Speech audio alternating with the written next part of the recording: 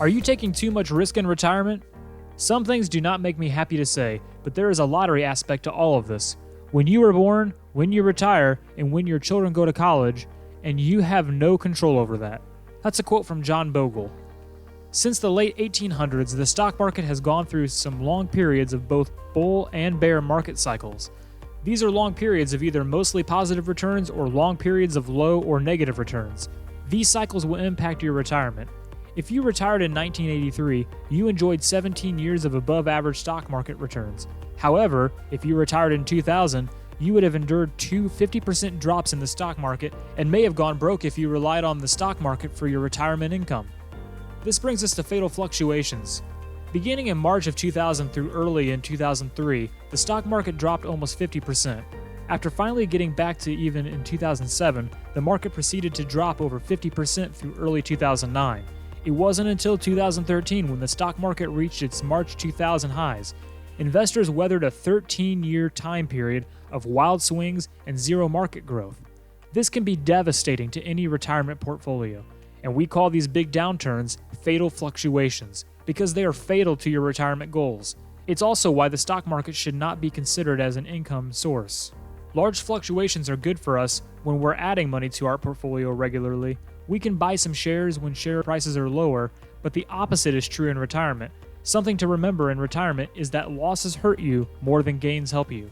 Here's an infographic that demonstrates this concept. The math makes it quite clear that something's going on here.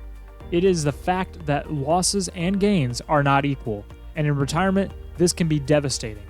This can lead into sequence risk.